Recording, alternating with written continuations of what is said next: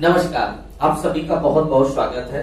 आपके लिए बहुत सुंदर सा टॉपिक लेके आए हैं। हिंदी का टॉपिक है वर्ण, स्वर एवं उनके भेद और अयोगवा। एक एक करके हम इस टॉपिक को पढ़ेंगे। 3 से 4 पार्ट में यह पूरा टॉपिक होगा, लेकिन इन 3 से 4 पार्ट में जब हम लोग पढ़ लेंगे, इसके बाद हम विश्वास से कह सकते हैं कि कोई भी आप वनडे एग्जामिनेशन, चाहे वह पुलिस की हो, एसआई की हो, टेट की हो, सीटेट की हो, सुपर टेट की हो, या इसी तरह की और सी वीडियो हो, लेखपाल हो, कितनी भी एग्जाम आप दे लीजिएगा, कम से कम मैं विश्वास के साथ कह सकता हूं कि इस प्रारंभिक टॉपिक से कोई भी प्रश्न आएगा आपका कभी छूट नहीं सकता है। तो चलिए हम लोग शुरू करते हैं अपना टॉपिक। उससे पहले अगर अभी तक आपने चैनल को सब्सक्राइब ना किया हो तो सब्सक्राइब कर ले, बेल आइकन प्रेस कर दे, जिससे सबसे पहले आपको नोटिफिकेशन प्राप्त हो सके। इसके बाद हम लोग आगे बढ़ते हैं। तो अपना टॉपिक है वर्ण, स्वर एवं उनके भेद और अयोगवा। तो चलिए शुरू करते हैं। तो सबसे पहले हमने जितना बोला है उतना ही हम आपको बताएंगे कि वर्ण क्या है। तो सबसे पहले हम वर्ण की डेफिनेशन बताते हैं। वर्ण की डेफिनेशन कहती है कि ध्वनि की सूक्ष्मतम इकाई को वर्ण कहते हैं। कई बार एग्जाम में सिर्फ इसकी डेफिनेशन ही आई है कि वर्ण किसे कहते हैं। तो ध्वनि की सूक्ष्मतम इकाई को वर्ण कहते हैं, अर्थात ध्वनि की वह छोटी से छोटी इकाई जिसके और टुकड़े नहीं किए जा सकते हैं, वर्ण कहलाता है। यहाँ पर हमने एग्जाम्पल के लिए दिखाया है कि ये एक वर्ण है का, जिसे आप अक्षर भी कहते हैं। बेसिकली सामान्य उच्चारण में वर्ण को हम लोग अक्षर कहते हैं, लेकिन अगर ध्यान से देखें तो ये का जो है वो इस का और प्लस उसमें जब आ स्वर मिला है तो इसके मेल से जाके बना है। तो सच में अगर देखें तो वर्ण यही है, लेकिन जब हम लोग वर्ण की बात करेंगे तो हम इसी को बोलेंगे। तो ये अक्षर जो है वह वर्ण का ही रूप है। बहरहाल जब उसकी डेफिनेशन कही तो हमने एक लाइन में बात बता दी कि ध्वनि की सूक्ष्मतम इकाई को वर्ण कहते हैं, अर्थात ध्वनि की वह छोटी से छोटी इकाई जिससे और खंडित नहीं किया जा सकता है, वर्ण कहलाता है। उसके ठीक नीचे आप लिखा देख रहे होंगे वर्णमाला, अंग्रेजी में अल्फाबेट्स कहते हैं। तो वर्णमाला को बहुत ध्यान से देखिएगा, क्योंकि बहुत सारी एग्जाम्स में यह क्वेश्चन आता है कि वर्णमाला किसे कहते हैं। जरा सी गलती से बच्चा गलत कर देता है। तो वर्णमाला में स्पष्ट रूप से हमें देखना होगा कि वर्णों का एक व्यवस्थित क्रम वह वर्णमाला कहलाता है, क्योंकि वहां 4 ऑप्शन इसके बड़े नजदीक दिए होते हैं, लेकिन हमें ध्यान नहीं देना, उसमें हर हाल में देखना है कि वर्णों का व्यवस्थित क्रम, जो वर्णों का व्यवस्थित क्रम है वह वर्णमाला कहलाता है। वहां लिखा होता है वर्णों का समूह, वर्णों का क्रम, इस तरह से नहीं, वर्णों का एक व्यवस्थित और निश्चित क्रम जो है वह वर्णमाला कहलाता है। अब इन वर्णों के भेद आ जाते हैं। तो जब वर्णों के भेद में हम लोग बात करते हैं तो वर्णों के 2 प्रकार के भेद मिलते हैं, एक स्वर और एक व्यंजन। हम लोग सिर्फ स्वर पे बात करते हैं, जिसे अंग्रेजी में वॉवेल्स कहते हैं। यहाँ हमने लिखा है स्वर। सबसे पहले उसकी हम परिभाषा बताते हैं। मैंने बताया किसी भी टॉपिक को पढ़ना है तो उसका बेसिक सीख लीजिएगा, उसका मूल सीख लीजिएगा। इसके बाद ना कभी कोई चीज याद करनी पड़ेगी, ना कभी कोई चीज रखनी पड़ेगी। आप एक बार समझ लीजिए, ताउम्र आपके दिमाग में वह स्टेबल रहेगा। तो जब हमने स्वर की बात किया तो स्वरों में हमने कहा कि वे वर्ण जिनका उच्चारण स्वतंत्र रूप से होता है, वर्ण जिनका उच्चारण स्वतंत्र रूप से होता है, स्वर कहलाते हैं। यही इसकी डेफिनेशन आती है, क्या कि वर्ण जिनका उच्चारण स्वतंत्र रूप से होता है, स्वर कहलाते हैं। इसके बाद एक बहुत बड़ा क्वेश्चन आता है स्वरों की संख्या को लेके। तो स्वरों की संख्या वाला क्वेश्चन प्रायः हर बार एग्जाम में रिपीट करता है। आप ध्यान रखिएगा, अगर सामान्य रूप से पूछा जाए कि स्वरों की संख्या कितनी होती है अथवा स्वरों की संख्या कितनी मानी गई है, तो आप इसका जवाब देना कि स्वरों की संख्या 11 होती है। आप कोई अन्य जवाब नहीं लगाएंगे, आपका जवाब कभी गलत नहीं हो सकता है। अगर सामान्य रूप से कहा स्वरों की संख्या कितनी होती है अथवा कितनी मानी गई है, आपका जवाब होगा 11। अब एक और प्रश्न वहीं पर पूछा जाता है कि कुल स्वरों की संख्या, क्या बोलेगा कुल स्वरों की संख्या। जब ये पूछ दिया जाए कुल स्वरों की संख्या, तब आप बताइएगा 13। तब क्या होगा 13। ये कौन है पहले तो हम आपको बताते हैं। यहाँ पर ये स्वर लिखे हुए हैं, देखिए हमने अलग अलग रंग में लिख दिए हैं क्योंकि ये अलग अलग प्रकार के स्वर हैं। इनको अगर हम काउंट करते हैं तो यहां से लेकर यहां तक ये 11 है और ये कितने हैं 2 है। तो सामान्य रूप से यही जो ऊपर वाली लाइन में है यही स्वर माने जाते हैं और इनकी संख्या 11 होती है। इसके बाद ये 2 वर्ण आते हैं, बहुत महत्वपूर्ण वर्ण है। जब कुल स्वरों की संख्या कही जाती तो ये दोनों भी जोड़ लिए जाते हैं और जब ये 11 और ये 2 13 जोड़ दिए जाते हैं इनकी संख्या कितनी हो जाती है 13 हो जाती है। इन 2 वर्णों पर बहुत ज्यादा प्रश्न आता है, हिंदी ही नहीं संस्कृत में प्रश्न आया करते हैं इस पे कि अंग और आहा क्या है। तो मैं बता दूं कि हिंदी में अंग और आहा अयोग वहा कहे जाते हैं। यहाँ पर हमने लिख रखा है अयोग वहा। तो अंग और आहा क्या है अयोग वहा।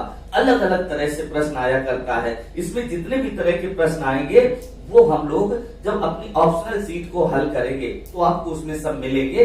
इसलिए आप वीडियो के साथ जितने भी लिंक हैं उनसे जुड़े जरूर रहिएगा ताकि सभी प्रश्न आपको बारी बारी करके मिल जाएं। तो अयोग वाह के विषय में बताया, इसको भी मैं ऐसे बता दूं कि आपको याद करने की जरूरत नहीं है। हिंदी में आ माने नहीं, योग माने जिन्हें जोड़ा जाए और वाह जिन्हें बोला जाए। अर्थात ये वो वर्ण हैं जिन्हें स्वरों के साथ नहीं जोड़ा जाता है किंतु उन्हें स्वर और व्यंजन दोनों के साथ प्रयोग में लाया जाता है, जिस कारण इन्हें अयोग वाह वर्ण कहा जाता है। अब एक और प्रश्न आया करता है संस्कृत में, वहां कहता है अयोग वाह वर्णों की संख्या कितनी है। तो जब संस्कृत में पूछा जाए अयोग वाह वर्णों की संख्या कितनी है तो संस्कृत में इनकी संख्या 4 होती है। वो जब संस्कृत आपको बताई जाएगी बताएंगे वो 4 कौन कौन होते हैं। लेकिन हिंदी में इनकी संख्या सिर्फ कितनी होती है 2 होती है और वो 2 कौन से हैं अंग और आहा। याद रखिएगा ये क्वेश्चन आपके एग्जाम में जरूर आएगा, रिपीट करेगा, हमेशा याद रखिए। जब आप एग्जाम देने जाएंगे फिर आप याद करिएगा कि मेरी बातें किस हद तक सही निकल रही। 100% क्वेश्चंस आपको मिलेंगे। इसके बाद हमने बताया ये स्वर हमने लिख दिए एक लाइन में, यहाँ पर एक लाइन में ये 11 लिखे, ये 2 13 लिखे, कुल स्वरों की संख्या 13 है लेकिन सामान्य रूप से स्वरों की संख्या 11 है। अब बात आती है स्वरों के भेद की। तो जब स्वरों के भेद की बात करें तो स्वरों को हम 4 कैटेगरी में डिवाइड करते हैं। ज्यादातर पुस्तकों में 3 कैटेगरी मिलेगी, हम 4 कैटेगरी में डिवाइड करते हैं। वे 4 कैटेगरी है ह्रस्व स्वर, दीर्घ स्वर, संयुक्त स्वर और एक प्लुत स्वर। एक एक करके हम लोग आपको बताते हैं कि ये क्या है। बहुत आसान है इन्हें समझना। जैसा किसी का नाम होता है उसी तरह से उसकी परिभाषा होती है। यहाँ लिखा है ह्रस्व, ह्रस्व माने होता है छोटा छोटा। तो यहीं से डेफिनेशन बन जाती है कि स्वर जिनके उच्चारण में बहुत अल्प समय लगता है, स्वर जिनके उच्चारण में बहुत अल्प समय लगता है ह्रस्व स्वर कहे जाते हैं। और अगर हम देखें तो एग्जाम्पल में अ इ उ और री ये चारों हैं जो ह्रस्व लिखे हुए। अ इ उ और री ये क्या है ह्रस्व। आप उच्चारित भी करके देखिए अ इ उ, अर्थात इसके उच्चारण में बहुत कम समय लग रहा है। तो स्वर जिनके उच्चारण में बहुत अल्प समय लगता है ह्रस्व स्वर कहलाते हैं। तो ये सब ह्रस्व स्वर है। बिल्कुल इसी आधार पर हम दीर्घ स्वर बताएंगे। तो जब हम लोग दीर्घ स्वर बताएंगे तो ह्रस्व का विलोम होता है, दीर्घ परिभाषा भी वैसे बन जाती है और प्रत्येक स्वर की परिभाषा का आधार ह्रस्व स्वर ही होता है और उसके उच्चारण में लगने वाले समय को आधार बनाया जाता है। तो जब हम दीर्घ स्वर की बात करते हैं तो कहेंगे कि स्वर जिनके उच्चारण में ह्रस्व स्वरों की तुलना में लगभग 2 गुना वक्त लगता है दीर्घ स्वर कहे जाते हैं। ये एग्जाम्पल लिखा है बड़ा आ, बड़ी ई, बड़ा उ। आप तुलना करके देख सकते हैं अ आ इ ए उ उ। तो ह्रस्व स्वर की तुलना में 2 गुना समय लग रहा है, बड़ी मात्रा ये होती है, इसलिए उसका उच्चारण अधिक समय तक होता है। इसके बाद हम संयुक्त स्वर को बताएं, उससे पहले हम प्लुत स्वर को बताएंगे। प्लुत स्वर आपने नया सुना होगा, काफी कम बच्चों ने सुना रहता है, लेकिन ये बहुत इंपॉर्टेंट होता है। अभी आपकी वीडियो एग्जाम जब हुई थी तो उसमें यही पूछा गया था। तो अगर हम प्लुत स्वर की बात करें तो प्लुत स्वर कहता है कि स्वर जिनके उच्चारण में ह्रस्व स्वरों की तुलना में लगभग 3 गुना वक्त लगता है, प्लुत स्वर कहे जाते हैं। क्या बोला?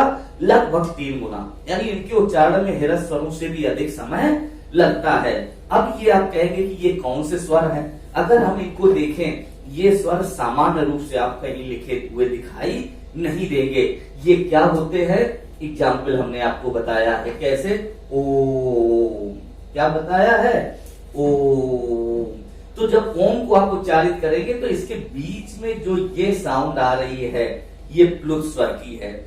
ऐसे ही आप ये उच्चारित करेंगे, ये शब्द आप देख पा रहे हैं, ये सिंबल आपको ऐसे दिखाई दे रहे हैं, ये हैं। और ऐसे वर्णों का उच्चारण कैसे किया जाता है?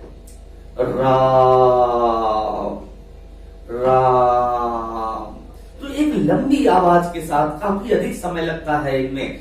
ह्रस्व स्वर की तुलना में लगभग 3 गुना समय लगता है, इसलिए इन्हें प्लुत स्वर कहे जाते हैं। बहुत ही इंपॉर्टेंट होते हैं, वेरी इंपॉर्टेंट। काफी कम पुस्तकों में लिखा होता है, आजकल एग्जाम में ये बहुत आ रहे हैं। तो अभी 3 स्वर देखे, ह्रस्व, दीर्घ और प्लुत। इसके बाद हम आ जाते हैं संयुक्त स्वरों पर। अगर हम संयुक्त स्वरों की बात करें तो जैसा उसका नाम बिल्कुल वैसी उसकी परिभाषा, कि संयुक्त यानी मेल से, तो इसी को कहेंगे कि स्वर जो एक से अधिक स्वरों के मेल से निर्मित होते हैं संयुक्त स्वर कहे जाते हैं। अब ये लिखे, देखिए ए ओ औ, ये संयुक्त स्वर है। और अगर आप देखें तो ए किसके मेल से बनता है? आ प्लस ई के मेल से। ओ किसके मेल से बनता है? आ प्लस ऊ के मेल से। इसलिए ये क्या है? संयुक्त स्वर। तो ये जो स्वरों के 4 भेद देखे, एक एक करके उसकी परिभाषा हम लोगों ने देख ली। बहुत आसान है कि ह्रस्व स्वर जिनके उच्चारण में बहुत अल्प समय लगता है, अ ई उ री। दीर्घ स्वर इनके उच्चारण में ह्रस्व स्वरों की तुलना में लगभग 2 गुना समय लगता है, बड़ा आ, बड़ी, बड़ा ऊ। संयुक्त स्वर एक से अधिक स्वरों के मेल से निर्मित होते हैं, ए ओ औ।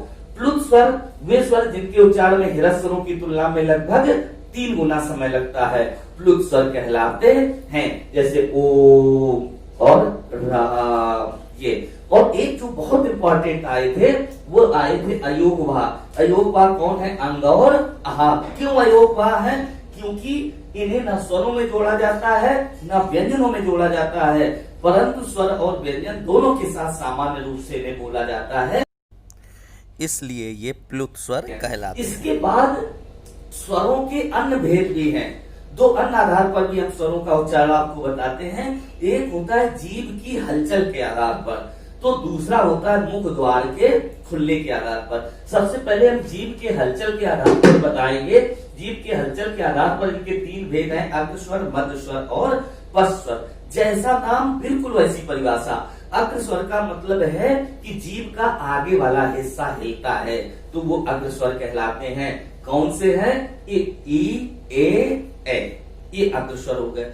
अब मध्य स्वर, मध्य स्वर में जीभ के मध्य वाला हिस्सा सिर्फ हिलता है, और वो कौन हुआ? छोटा आ, तो ये मध्य स्वर है। फिर पश्च स्वर, पश्च स्वर का मतलब है जीभ का पीछे वाला हिस्सा हिलता है। तो स्वरों में ई ए और आ के बाद जो बचे वो सारे के सारे क्या हो गए? पश्च स्वर हो गए। बड़ा उ ओ और ये आ, जो कि अर्धचंद्र बिंदु वाला आ कहा जाता है। ये आ कौन सा कहा जाता है? अर्धचंद्र बिंदु वाला आ कहा जाता है। तो ये सब कैसे हो गए? पश्च स्वर।